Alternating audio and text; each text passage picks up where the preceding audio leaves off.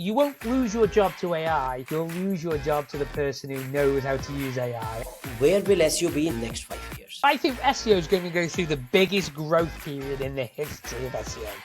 Whether you call GEO or AI SEO or AI or SEO, whatever you want to call it, it doesn't matter. We're going to need very, very good SEO experts, SEO consultancies, and SEO agencies. SEO as an industry is going to boom. And I agree. I believe SEO is going to skyrocket. All the data says that as well. We're not going after keywords because the keywords we want to go after haven't been invented yet. And we're going to invent our own content.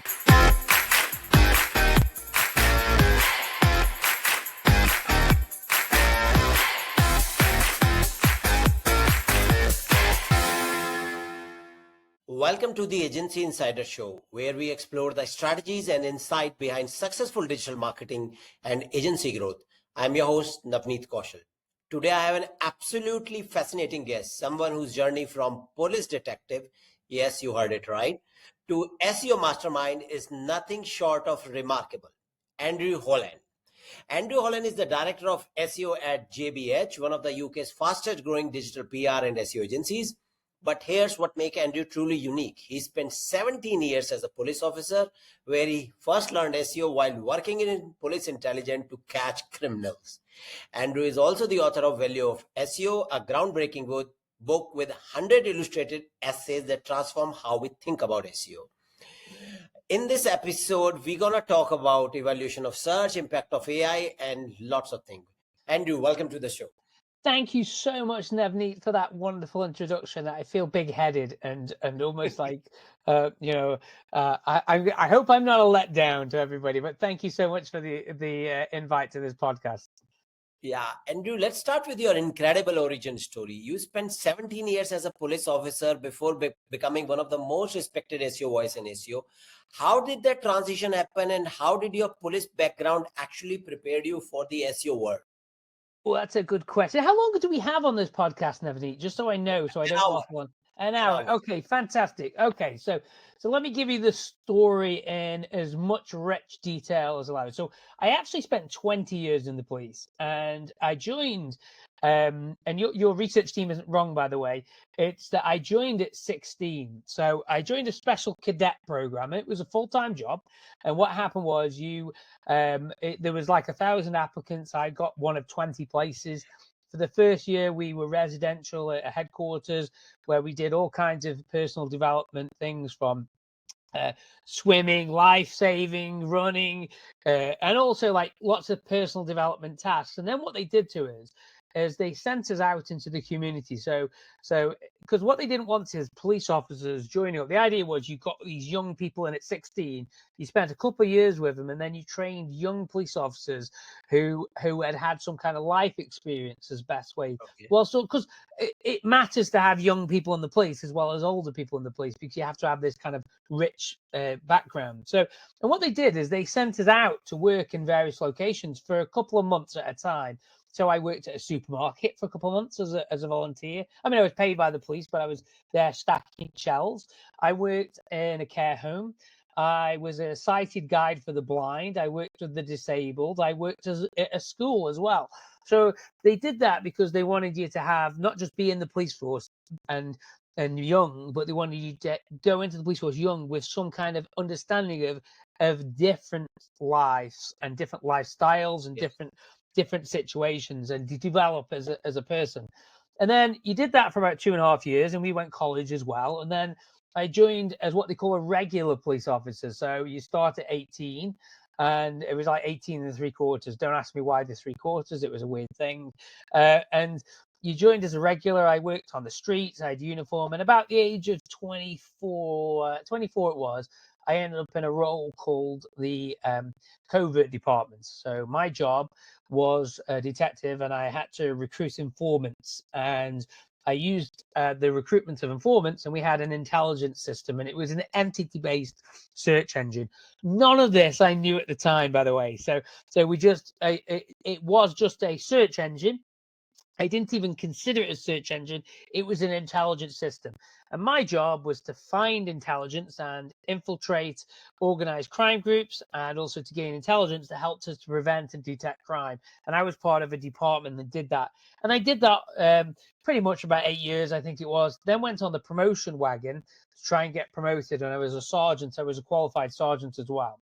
And then sadly, I developed really chronic asthma. So, and they can't promote police, or they wouldn't promote police officers with chronic asthma, because I wouldn't go on the street. And there was they didn't really want police officers who couldn't go out on the streets to not be promoted, because it creates a problem. So I took early retirement. I was 36 at the time.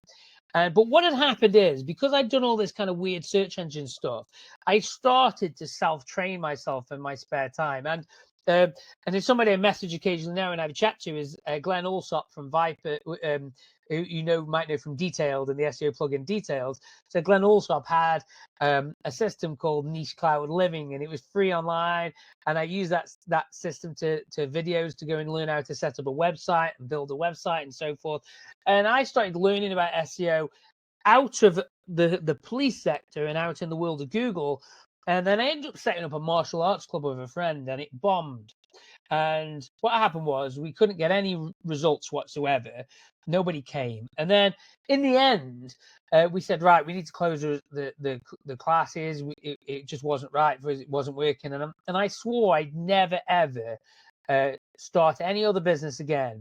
And I was still in the police when this was happening. I thought I'd never start a business again until I knew more about marketing. So whilst I was still a police officer and I was reading marketing books, and I'm telling this story like it happened in a couple of months, but it actually happened over a period of years. So I'm starting reading marketing books. I'm getting inspired. Watching a lot of YouTube, watching webinars. I'd come in off a late shift. I'd pour myself a glass of wine. I'd watch a webinar. But I kept the original martial arts club site going. And one day I got a call from a radio producer, a radio station, and said, look, we want to have a conversation about self-defense. Can you come on and give us an interview? And I was like, yeah, okay, that's not a problem for me. I can do that. I said, how many people will be listening? He says, about 8.5 million. I was like, what? I thought this was local radio. He says, no, this is what was called BBC Radio 2. So, and I went and did the interview, and I thought to myself, do you know what? If I can get my little $7 a month GoDaddy drag and drop website to get me in front of people online and get an audience of 8.5 million, there's something in this. What aren't I knowing? And that led to me then going down this rabbit warren of SEO, learning about it. I'd build websites for passion projects. A lot would fail. I had some successes. I'd do online courses and so on. And eventually, when the police decided they couldn't, that my career was kind of coming to an end because of the asthma, I took the retirement and then started my own little freelance business. So I didn't even know anything about SEO in terms of, I knew about SEO, I knew what it was, but I didn't know anything about being an SEO agency or anything like that. In fact, right. I just wrote content a lot of the time. I did Facebook stuff. I started at the very bottom rung of the ladder, charging £270 a month for my services. And that got a lot of people a lot, by the way. I was just happy I wasn't in the police and I got a salary coming in and I was making money. And then that just evolved and I just kept on learning. So every time I earned money, I would reinvest in my own education. And I did this over a period of years. I paid for a number of programs, including Neil Patel's advanced marketing program, which was about £400 a month. And I had monthly coaching from one of Neil's team.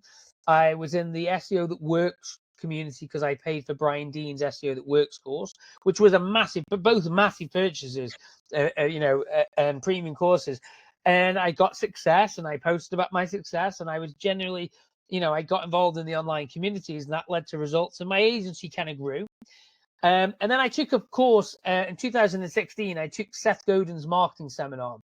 And Seth Godin's marketing seminar at the time was a premium-ish course. I think it was about £500, I think. And you had to, they said that if you didn't take the course at the end of the 3 days, your access would be removed. So you couldn't you had to buy that. You brought the course, you had to be in the course every day. And Seth loaded a new video up every day. It was fantastic. And one of the things that Seth said was, you've got to go to market every day and pick your platform. His was blogging. Pick your platform and go to market. And I did that with LinkedIn. And what I did is every day I committed to LinkedIn, and I'm still doing it virtually every day now. I mean, some days I miss some, but generally I post for every day on LinkedIn. I did that for 3 years and virtually had no likes at all on posts. And then slowly, after 3 years of doing it, LinkedIn, the algorithm kind of changed, and people started liking more posts on LinkedIn, and more people were engaging on LinkedIn. And then slowly I started getting this like bigger sort of presence. And then what happened was I made the decision to give up my agency and go in-house.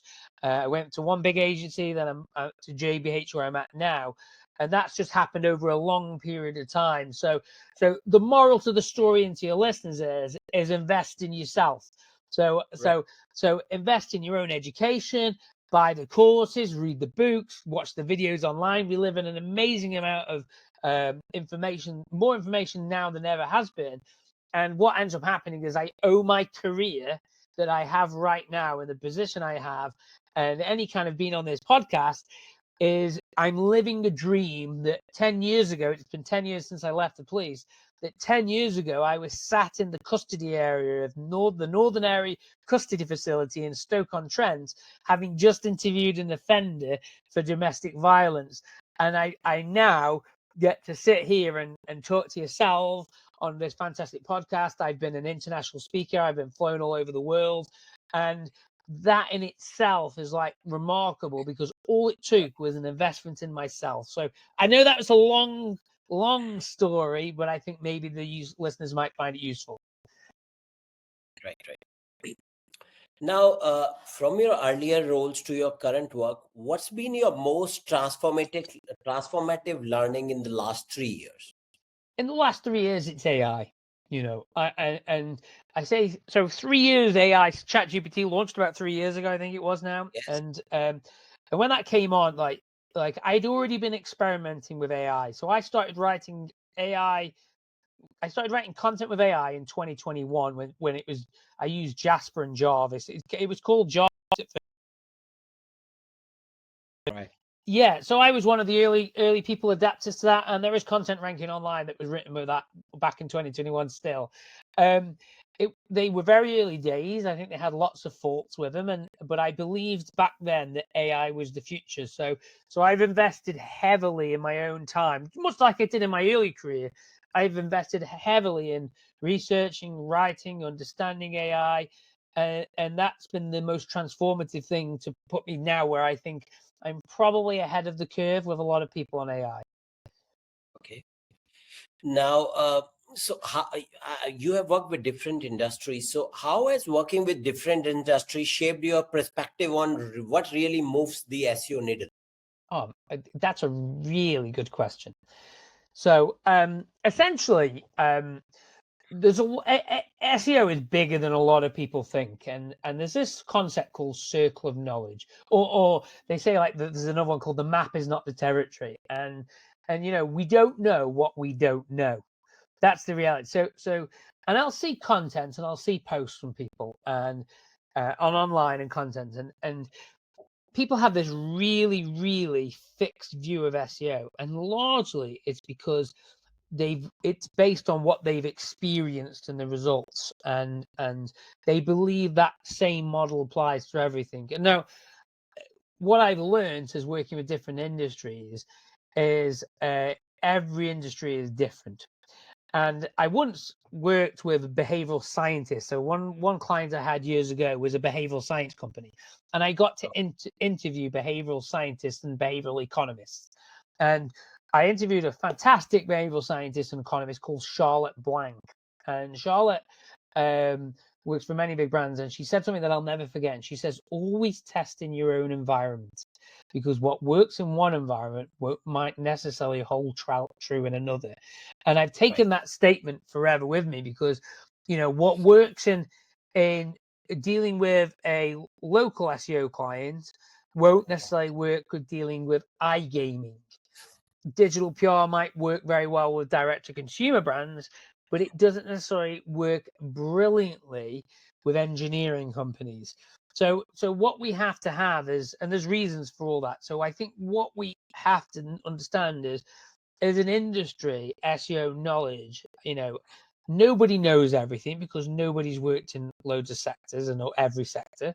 And also at the same time as if you don't have that knowledge, then you need to, obviously you could dial down and niche down if you become very good at particular niche, but that doesn't mean that other people are necessarily wrong in their viewpoints. And the other thing that's really helped me very well is understanding the principles of marketing and understanding how mental availability works, physical availability works, and digital availability, now AI availability, understand how brands work. And a weird thing is, because I spent so long disrupting criminal brands, criminal organizations, and, criminals are businesses at the end of the day. They don't pay any tax or anything like that, but they are brands in their own right. And because I had that experience, it's allowed everything to connect and dot the ways in which it wouldn't normally connect. So that has allowed me to grow. And I say to people now that you may have very fixed views about SEO. And what you should do is always ask yourself this question: is how do I know this to be true? And challenge your own thinking, because if you don't know this to be true, then you have known and unknown information. So you know that your knowledge is very good in this sector because of the clients it's worked with. And when you go into another sector, you might believe it will work, but you don't know. And also somebody might be giving advice in another sector or some another information that might be true. So you have to always, I think we always as SEO, we have to constantly challenge our own assumptions. And that can be quite difficult. Now, let's talk about a book of yours, The Value of SEO. That's old now. Yeah. So, in your book, you argue that most businesses invest more in their Christmas party than they do in SEO. That's probably true. Yeah. Yeah, it is. What's fundamentally broken about how businesses perceive SEO? Okay, so I think SEO is going to go through the biggest growth period in the history of SEO. AI, whether you call Geo or AI SEO or AI or SEO, whatever you want to call it, it doesn't matter. That we're going to go through a massive growth period and a huge growth period where we're going to need very, very good SEO experts, SEO consultancies, and SEO agencies, because traffic is going to go all over the place. And what I think is, sorry, your question was biggest misconception, was it? Sorry, you said? What's fundamentally broken about how businesses perceive SEO value? Yeah, sorry. So I lost a little track there. So the perception of SEO, I think, from businesses is they think it is a bit spammy and a little bit high risk, and a little bit in terms of, I invest in this, when am I going to see money, and I've got to pay. And we are a bad offer. So we're a bad offer because, one, you sign up for an SEO agency, and the selling point is you might not see results in 6 to 12 months. So we've almost been the authors of our own misfortune and it's amazing the industry still grows considering how bad a premise we are.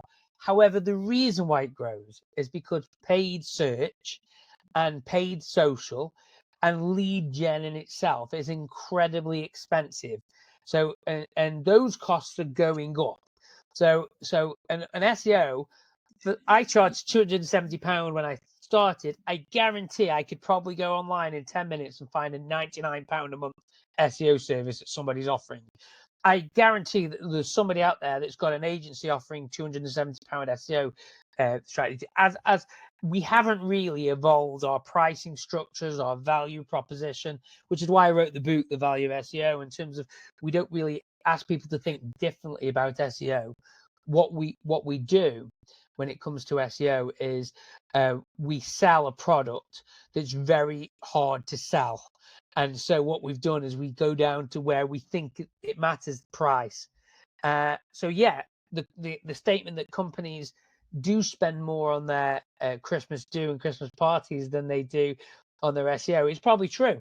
And it's sad, but that's because SEO is so risky.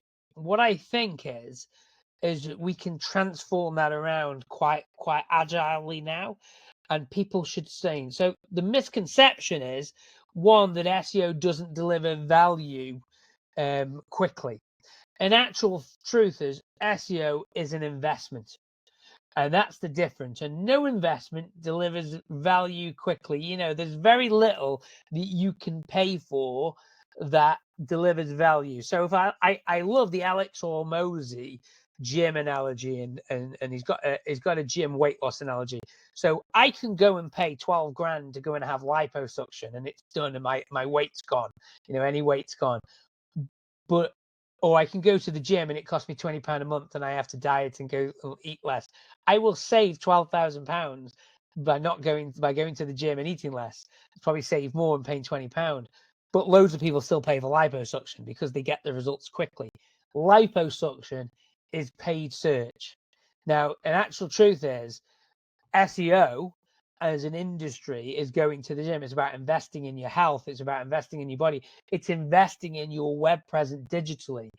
And that's the thing, that the misconception is, the idea is you're going to spend 3 grand a month, 2 grand a month, 1 grand a month over the next, 24 grand a year and generate 24 grand's worth of leads. That's not it. What you're doing is investing in the future of your business by investing in the improvements of your web presence. And that's where the misconception is. We are selling investment in your digital web presence, in your website, which has value. And in the UK, quite a few big shops have gone bankrupt over the years. One's called Wilkinson's. What was acquired? Not the stores, but the website was acquired. And the website's still running now. There's value in your website.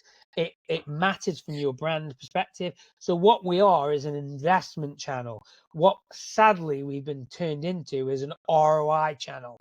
And that's the misconception. So SEO is an investment into your business, just like going to the gyms and investments into your health.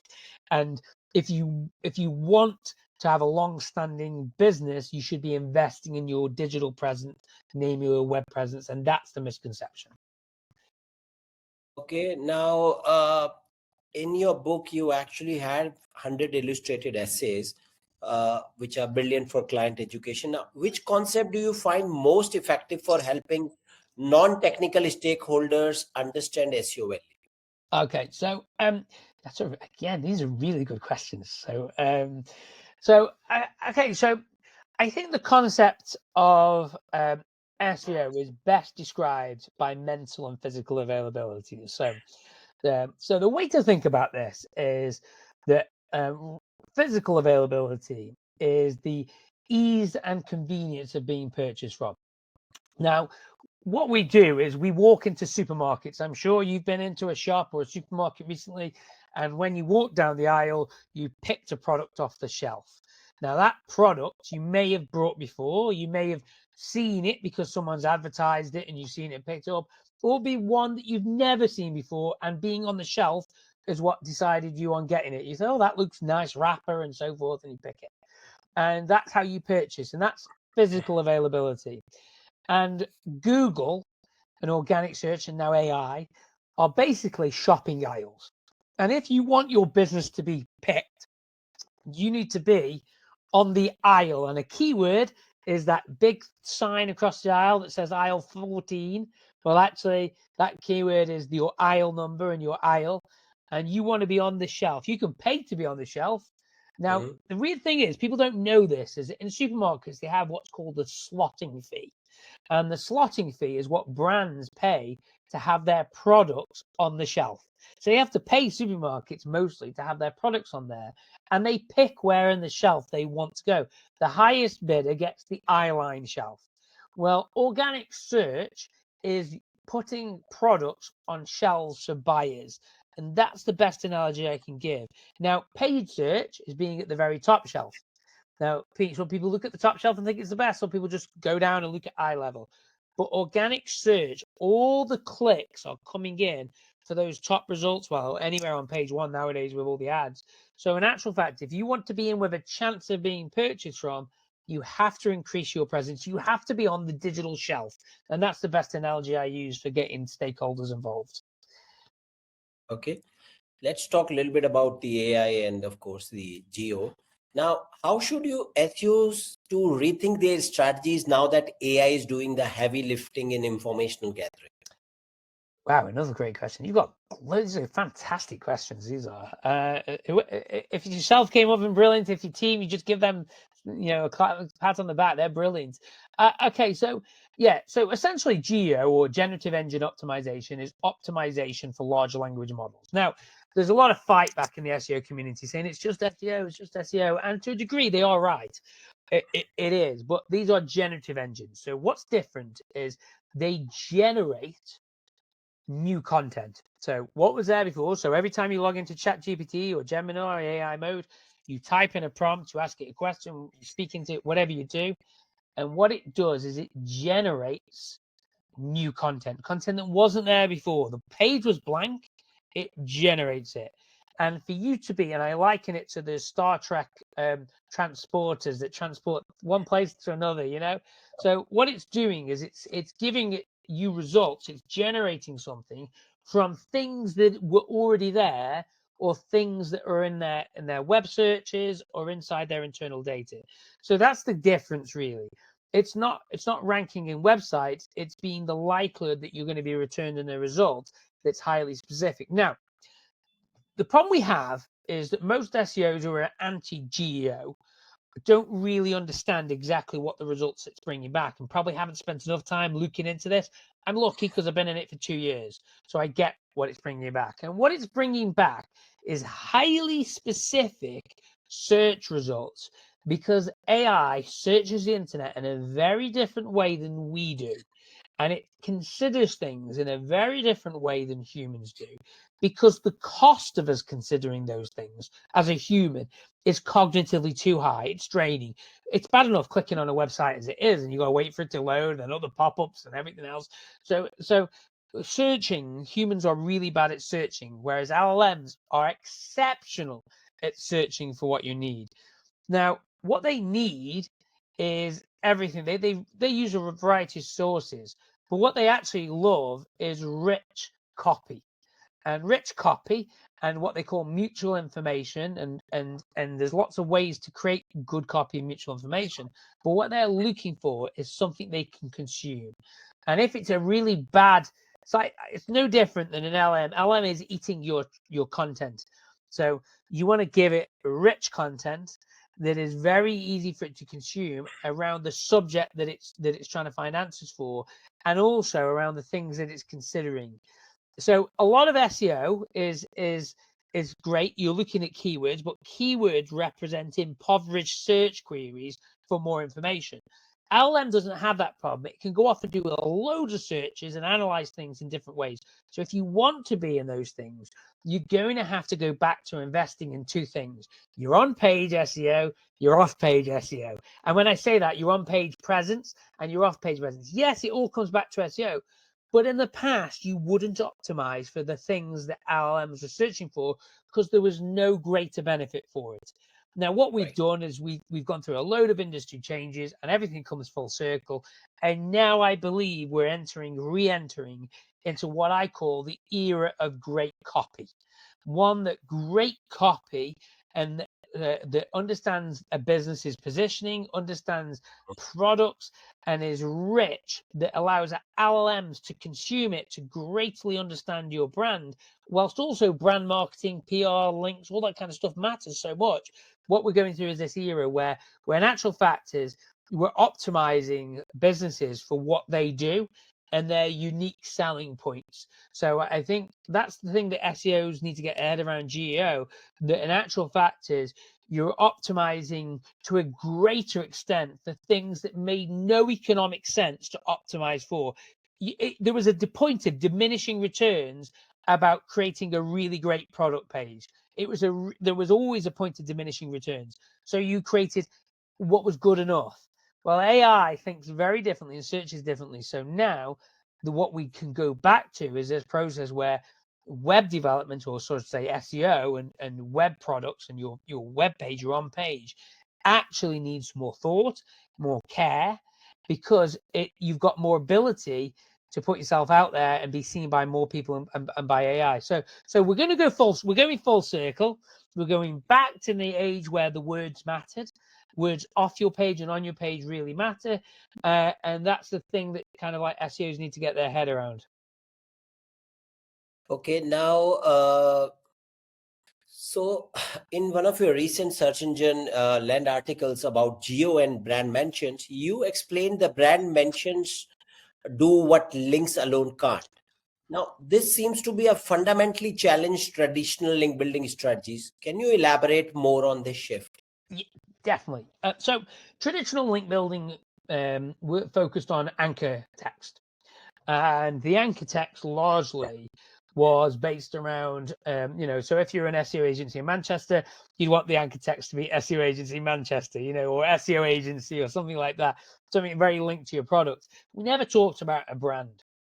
And the reason why we didn't talk about brands or insert brands in there is because we all thought anchor text was the link, and yes, the words around a link have always mattered, but we've not considered the brand part of that. And digital PR came along and changed that and basically said, okay, what we're going to do is digital PR promotes a brand, and when it gets a link, digital PR is, according to the experts in SEO at JBH, here's the information, and then they give information, and that's usually quoted. So what that does is tell the search engine that JBH are experts in SEO, and this is what they said about SEO, and we become sources of information. And Google measures authority in terms of sources of information, what they call mention information. So what's happening there is, with a brand mention, you get your brand mentioned in relation to a subject, and Google can see that. Now, links are another system. It's another system of understanding relevance and signal noise and so forth. But if you've got a brand A, if you've got two websites, brand A has been building exact match anchor texts, or you've got brand B who is actually being quoted whilst also getting a link to their brand, but also being quoted. Now, that's the difference. So one's becoming known for a subject, one isn't. But the key difference here is the brand mention with LLMs.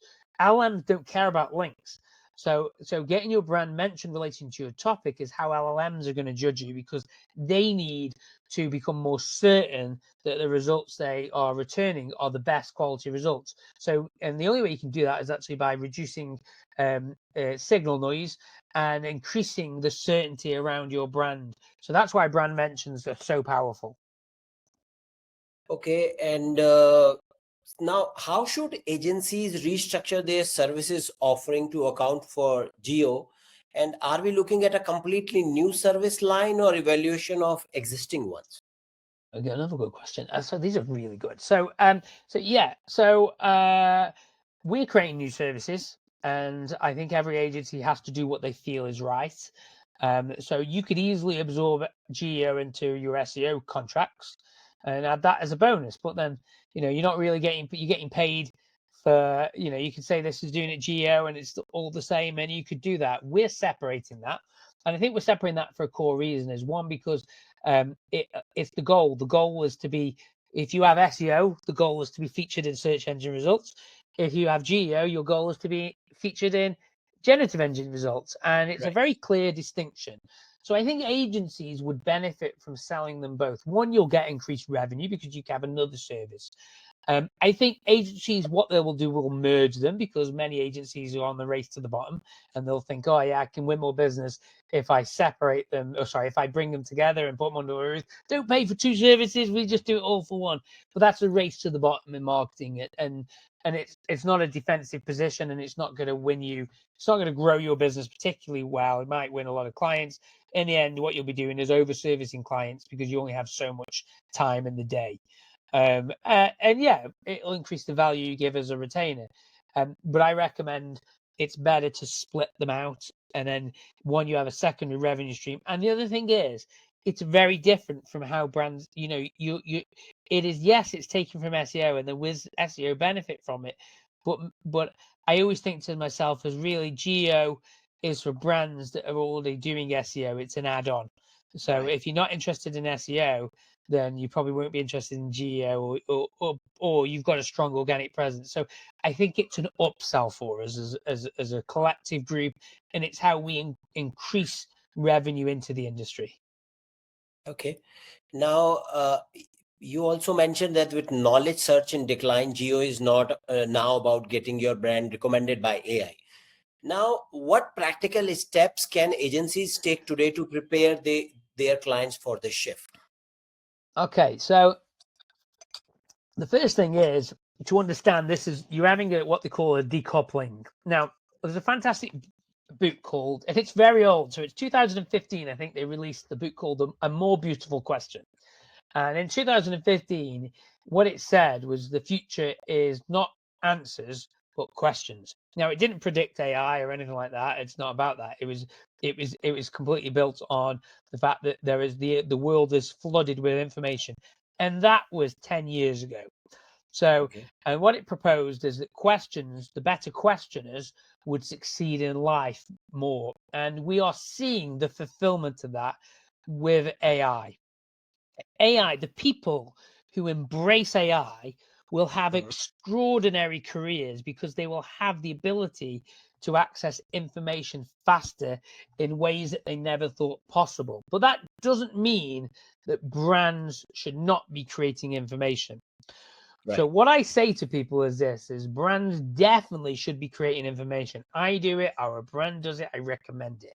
What I don't think you should be doing is creating keyword content that's focused on trying to go after a keyword with the idea that you'll get recommended by that keyword. You know, that it's knowledge, information search and SEO, organic search and AI. It's very limited. It's you're going to find out a subject, you're going to consume the knowledge, but that doesn't mean you're going to buy something or even remember the source. And there's lots of reasons behind that and why advertising exists. Right. So what I would say to brands is this: is expect to lose a significant amount of traffic gained through content. But that doesn't mean you should throw content in the bin or not understand it. You know, it's a sunk cost. If you spent 20 grand on content over the last 3 years or even 200,000, it's gone. That's gone, right? Forget about it. But what you can do now is create something called unknown information. So known information, if I search for the 20 biggest celebrities in the rap industry or 20 most successful rappers, I expect a list post to have come up on Google with the 20 rappers out there. If I did that in ChatGPT, I would expect that data to come out. That information's out there. It's part of the fabric. But what you can do is create unknown information. That's information that you didn't know to create because you didn't know anyone was searching for that. And that's what I consider content marketing. And brands can do that really well. But they have to create information about what they do, about their knowledge. What they do is not chase keywords. And you can go across many different platforms, YouTube, TikTok, Instagram, Medium, Substack, your own blog. There's loads of ways to create this content and expand this content and get it out there. So what I think for brands is you've got to be in the position where you do your brand marketing, which is key. That's publicity, PR, brand marketing, advertising. But from the information side, the challenge is we're not going after keywords because the keywords we want to go after haven't been invented yet. And we're going to invent our own content that's highly specific, that we know the industry will love and appreciate, and our clients will love and appreciate, or our prospects will, because it's going to help them. And we're going to do it selflessly. We're going to promote it and we're going to put it out there. And yes, that we know that because of the way that AI works and consume things, we may get payback from that in the future that we weren't considering. But also, I think what we've got to do is get used to committing or creating content that we can promote that's of value, and there's different ways of doing that. So I think from a brand perspective, forget going after keywords and chasing informational keywords. You want to be creating content that hasn't been thought of yet. And that puts your brand as innovators, as experts, as specialists. And that can be done from B2B sector to B2C, every brand like that. So content's not dead. Information isn't dead. It's in the country. I think it's going to get bigger and more important. But what I think is chasing keyword, be prepared for that. You write a blog post after this keyword and there's no traffic because the click-through is there because it's already got it. And we're now in a place where the challenge is create things that no one thought about creating. Okay. Now, do you think AI personalization will make small brands more competitive or widen the gap with big brands? I don't think it's about small or big anymore. I think it's about specificity, and I can't even say that. So, so if you're a brand that serves a specific problem, you have a chance to be one. So I'm just about to put a LinkedIn post. It's in the drafts right now, where today I spoke to a lead, and the lead has found me through ChatGPT. Not my agency, our agency found me.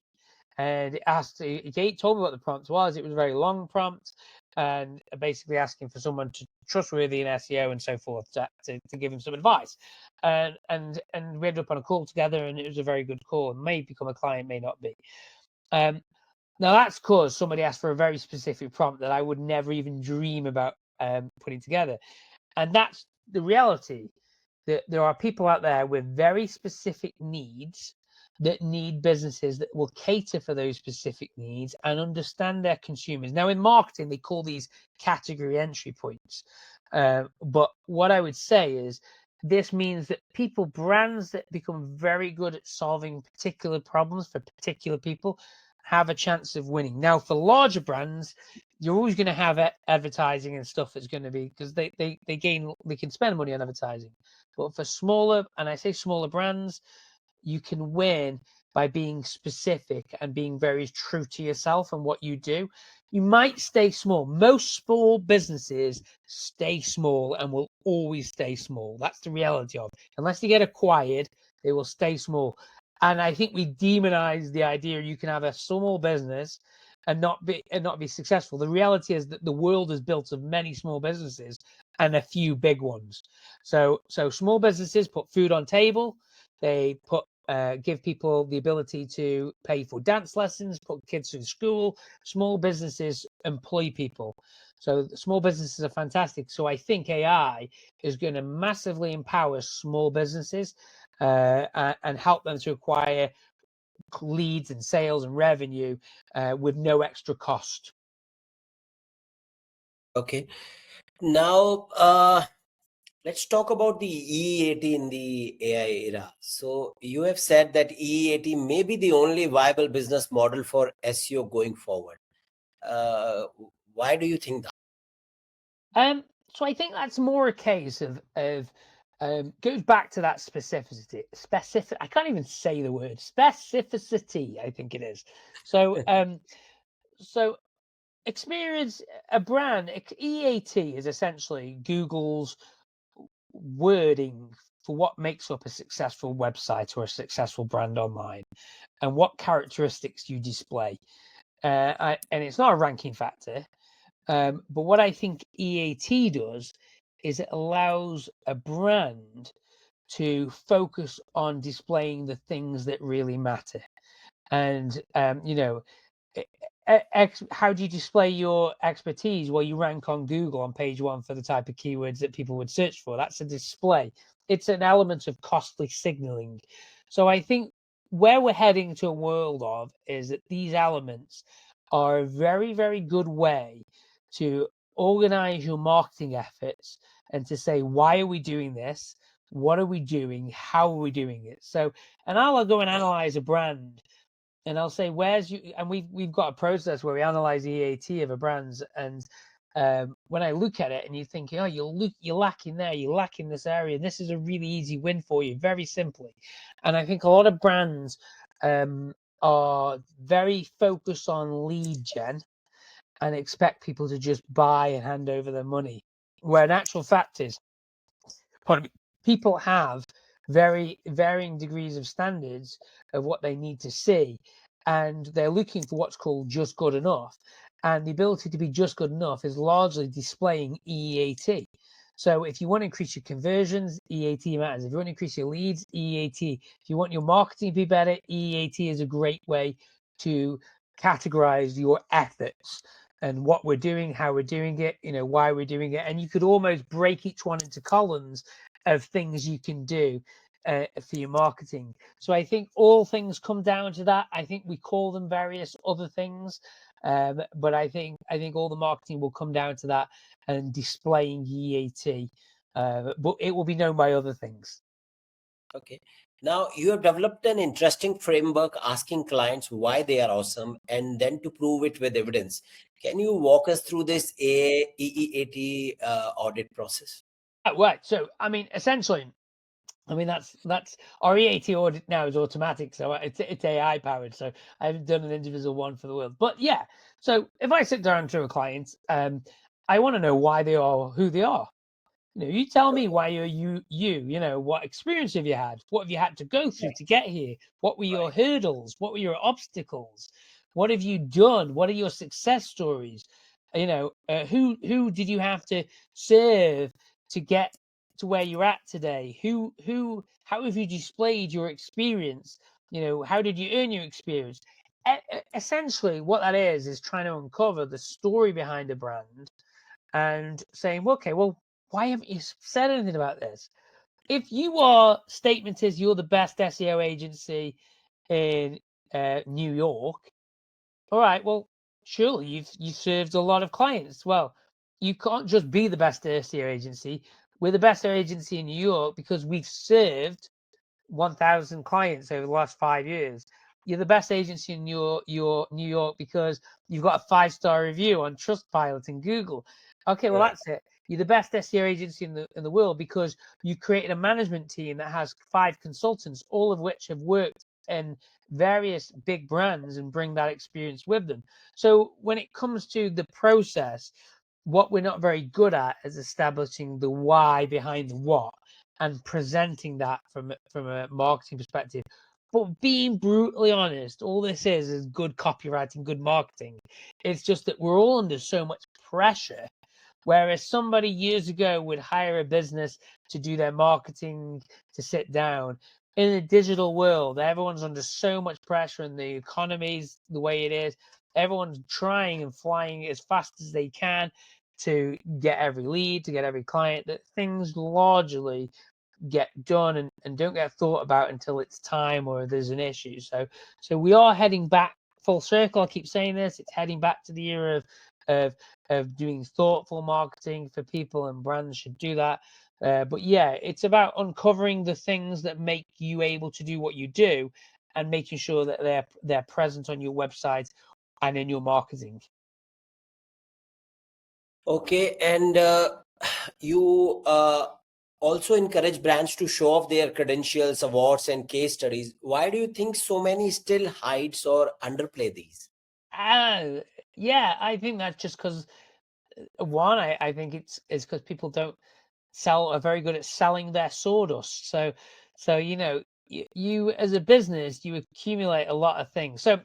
I don't know what it's like where you are, but when I was a kid, used to have swimming lessons. Now, swimming lessons is a really interesting one. So judo. I was a judo player for a long time, and I was a black belt in judo. And judo is a martial art took on the colored belt system, and it took on the colored belt system because it stole it from swimming. So judo in the early 1900s, Jigoro Kano, who founded judo, stole it from swimming and the belt system. The idea that as you got better at swimming, you would have a colored belt or a colored bit of fabric onto your outfit.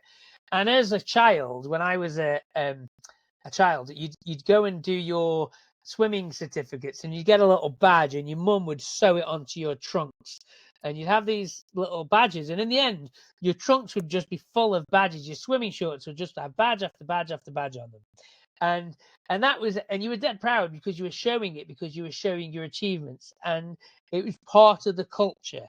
And unfortunately, somewhere along the lines, we've gone away from that, where it's not like okay to do that.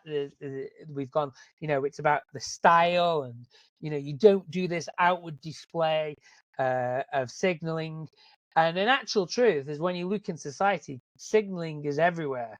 It's just that we've become a little bit um, resident, or not wanting to display the things that make us who we are and our successes. Some brands are really good at it. SaaS brands are really good. Other brands less so.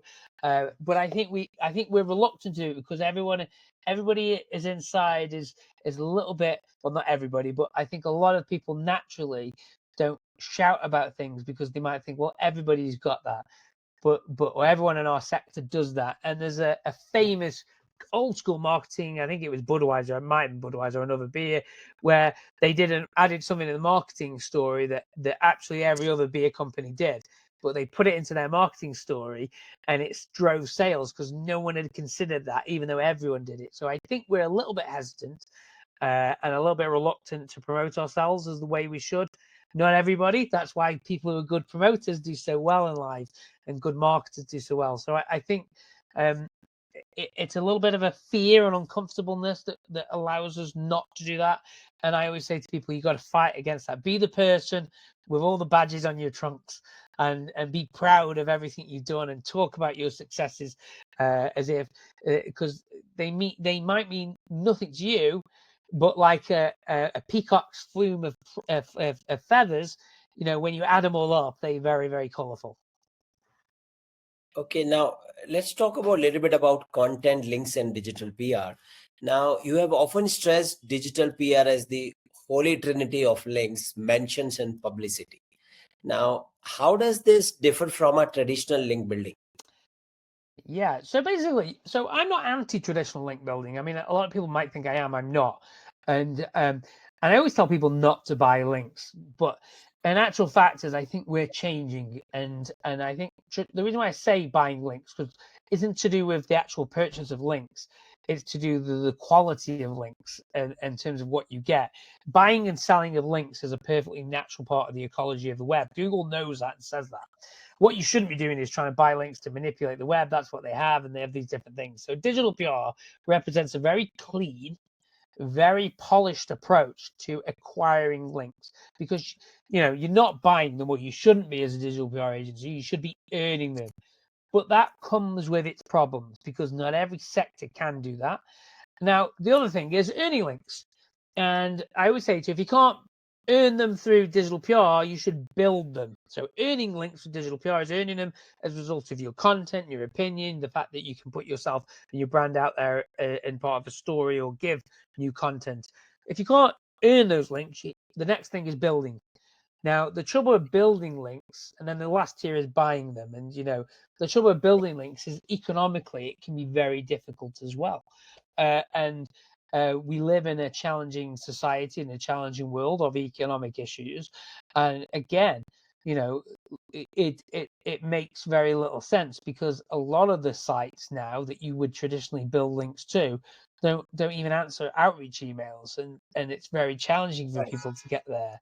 So what I think is that I've made very sweeping remarks in the past about saying don't buy links, don't buy this, and do digital PR, and I believe that you should always earn them, and you should always try and build them. But a point comes where building them has diminishing returns compared to buying them. And so you need to absolutely weigh that up in relation to your journey. Buying links is incredibly risky. But are you always buying links, or are you buying outreach done for you, is a very different subject. So what I say to people is buying links happens, and you can have that at the very top of the game in the form of advertorials, and there's things you can get from buying links, and the way you do it and how you do it matters. But what I would also say is there's if you really want the most purest form of earning links, and the best form, it's publicity, digital PR. And now you don't always have to do digital PR to get publicity. You can do publicity and hire a PR agency. We're a digital PR and PR agency. So we can do PR for your B2B business in the most boring sector going, and it generate you some links from that PR, because it's about publicizing your business. That's very different than buying links at scale and things. Where I think the problem comes is when people don't, when they make risks. Now, if you're going to buy links at scale for a single brand and not do anything else, you present a risk of those links being found, being spotted, being devalued by link spam or spam brain, and you end up potentially setting a business back quite some distance.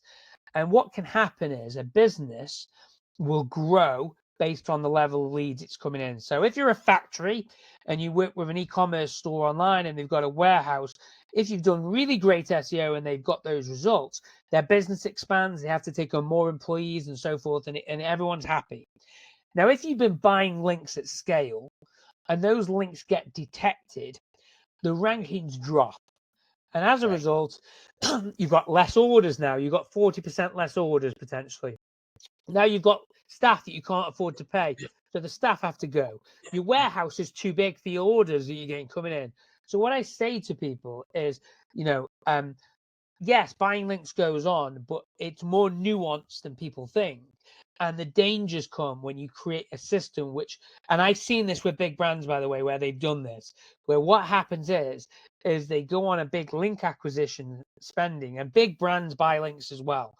We don't buy them in our agency for big brands, we earn them, but big brands do buy links. And then they'll lose the authority, and small brands buy links at scale and they lose it. So it's a very dangerous game to players doing all the time. So that's why I say to people, digital PR is the best. It's not always suitable for people. Publicity is a fantastic way anyway of generating links, but also good things for your brand. And you can build links. Now, for some people, the building links, the building them manually isn't an economically viable solution. So you can buy some links and be perfectly okay from trusted vendors, the good links, the way they are. But at a point, you want to switch and pivot from that to minimize the risk to your business. And where mistakes happen is when people just go on buy all the links. They don't build a brand, and then the impacts happen and you get wiped off Google because you built on a house of sticks in the sand whilst the tide was out, and you don't want to get caught doing that. But the problem we have in the SEO sector is some people just see it as buying links as very granular and don't see the nuance that comes with it. And that's where the risk can be. And some businesses just think that's normal to buy links, when in actual fact it's more nuanced from an SEO perspective. Okay, and do you see the concept of authorship profiles becoming a major ranking or recommendation factor? Not really, no. I don't see that. A lot of authors go different places, and I see personal brand as a thing. So if you have a personal brand and an author in a business and a personal brand, I think that personal brand will carry across with them. Do I think that me being featured on the JBH website helps the JBH website? Yes. Do I think that because I've got a digital footprint around my own brand through podcasts and writing and so forth? Do I think there's probably some kind of benefit of that?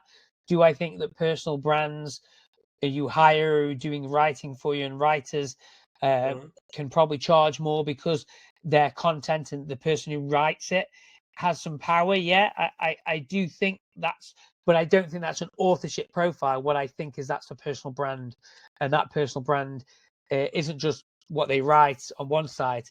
So you can have an author that's writing 50 different types of articles across the different web, or you can have a real expert author, and the fact they've written some content for you on behalf of your brand is something you can leverage and is important.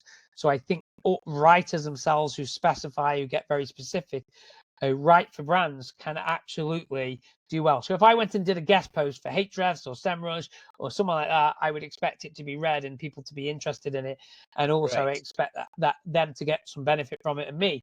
So I think there's that possible element in the future, but not necessarily authorship profiles regarding just you've got a certain author on a website. I think it's the writer's personal brand which can impact rankings because of who you are and that digital footprint you have, and that's interconnecting things like your LinkedIn and so forth. Okay. Now, you talked about personal brand. Now you are active on LinkedIn. You have more than 70,000 followers and also run the growth through content newsletter. Now, how important is personal branding for agency professionals, and how do you balance personal brand with company brand? That's a really interesting topic. So I think it's really important for those who want a long-lasting career in a sector, no matter where you are. I think building your personal brand is fantastic. If you are just started as an SEO executive, share what you know, share what you're finding out, share how working for a brand is. Create your TikToks, create your LinkedIn videos, create your content. If you want to be somebody who invests in your own career, investing in your personal brand is going to hold dividends. The balance with an agency or your agency brand is agencies hire people who are A players, and A players tend to have good personal brands because they're invested very heavily in the subject all a personal brand is a costly signaling exercise to the world that you know what you're talking about. And there are people with personal brands who don't know what they're talking about, but are very good at talking about it. And that's a different subject. But what I would say is, yeah, you can build a personal brand and not actually be an expert. But what I would say is build your personal brand as a residue of your expertise matters. And I think it's going to become more important with AI. I think it's going to become more important in the recruitment sector. So if you want to have a career that's long lasting, I always recommend sharing and building your personal brand, but it is a personal choice for people. Okay. Now, you have advised SEOs to focus more on attributes than rankings. Now, how should agencies explain this mindset shift to clients who still think in keyword ranking terms? Okay, well, keyword ranking still matters a lot for SEO. When it comes to geo, you've got to think of attributes, So, and the analogy I would give is I use the London restaurant analogy all the time. It's a very easy one to get your head around. So you're in London, you've just been to see Buckingham Palace, and it's lunchtime. And in your group, you have two people who suffer from allergies. One's got a peanut allergy and one's got a seafood allergy and a shellfish allergy. So what you do is you go into ChatGPT and you say, find me. I'm in a group. We've got a couple of allergies. One's got seafish, one's got peanut. We want to go to a restaurant that serves salads, steaks, and vegetarian options who have got allergy information on their menu that's visible, and they have take care of allergy related customers. Because if you've got an allergy, it's a pain the way that restaurants can deal with you, and you might be worried.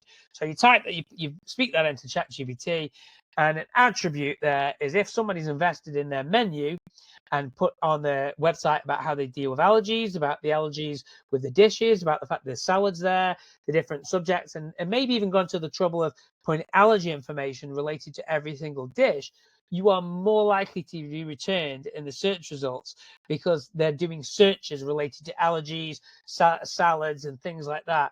So in essence, that's like an attribute. The fact that you care and serve people with allergies, it's a business characteristic of yourself. That's how you should be thinking about that in terms of what do we do, why it's so special. Let's talk about it, embody it in words, text, and images on the internet. And that's the thing. That's a marketing thing. So that's why GEO it's really a brand marketing thing. It's about bringing your brand elements forward, so LLMs can find these elements for users, and that's how I would explain that attribute element to a business. Okay, that's an interesting analogy. Now, for new SEO starting today's, what skill they should master first? That's a really tough question, and you've given me so many tough questions today. So I think AI is where you start. Now, I read a post from a friend of mine who owns an agency that said that they didn't want graduates focusing on AI. I actually think that's terrible advice, and I think that's terrible advice because they will get outworked by someone. You won't lose your job to AI. You'll lose your job to the person who knows how to use AI, and I believe that. So we have to improve our AI literacy. And if you're a new SEO, improving your AI literacy will matter, because once you do that, you'll be able to leverage AI to learn. And when you do that, you'll unlock doors faster for yourself than you ever thought possible. So I believe the first skill now is AI literacy. I think it's as important as normal literacy to a degree. And I think that if you embrace AI literacy, you will increase your productivity, your knowledge at a scale that others won't. So if you're new to SEO, all the answers lie starting with AI literacy, because it'll allow you to consume content faster, it'll allow you to understand things faster, it'll allow you to learn faster, and also it will allow you, and I need to do some more content around this itself, it will allow you to better understand SEO principles. And I've done this myself for the last 2 years, and I'm a better SEO in the last 2 years than I probably was in the previous 8. And AI has been fundamental to that growth. So yeah, AI literacy is the number one skill. Okay. Now we come to the last segment of our show, which is rapid fire questions. So I'm going to ask you rapid questions and you're going to answer. And they are not as tough as my previous questions. Yeah. The most overrated SEO tactics in 2025. Overrated SEO tactics, topical authority. All right. One SEO tool you can't live without. ChatGPT. Okay. A book or resource that changed your career. I'm going to say it was SEO That Works, the course from Brian Dean. That was the one that definitely changed my career. There have been many, but that's the biggest. Okay.